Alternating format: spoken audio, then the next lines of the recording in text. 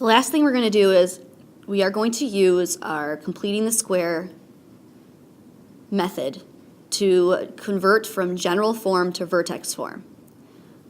And it's going to work in the same way, except instead of equaling a number, our quadratic equation is set equal to y. Okay, but that's okay, we're still going to treat it the same way. So, just like before, our very first step is to isolate our x squared and x term, which means that plus 21 needs to move, and to get rid of it, we subtract 21. Whatever you do to one side, you have to do to the other, so we're also subtracting 21 from y. That gets us to y minus 21 equals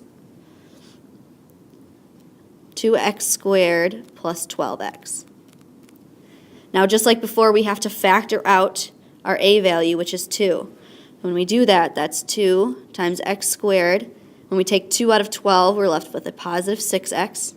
And then we need to leave space for our perfect square.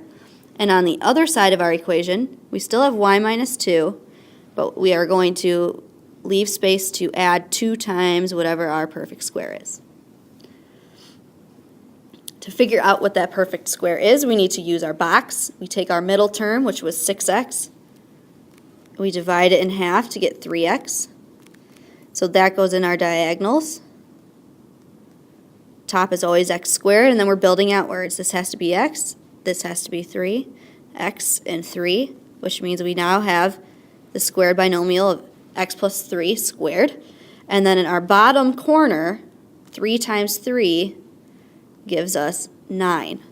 That's the value that's going to go in our spaces. Okay?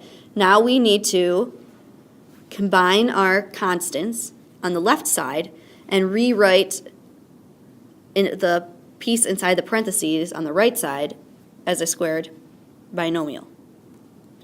Okay? So when we do that, we've got 2 times 9 is 18. Negative 2, this should be negative 21.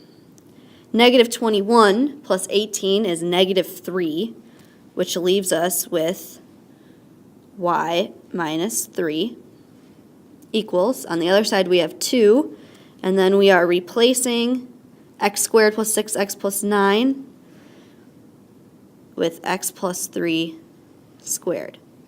Now this time we're not trying to solve for x, we're just trying to get to vertex form. Remember, vertex form is y equals a times x minus h squared plus k. So the only thing that is out of place here is this minus 3. So if we undo it by adding 3, and we do that to the other side as well, we will get vertex form where a is 2, h is a negative 3, and k is a positive 3.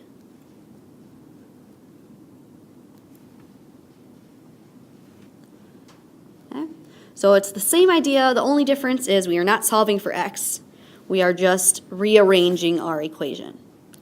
So go ahead and give guided practice E and F a try, and after you are done, you can check your work using the next video.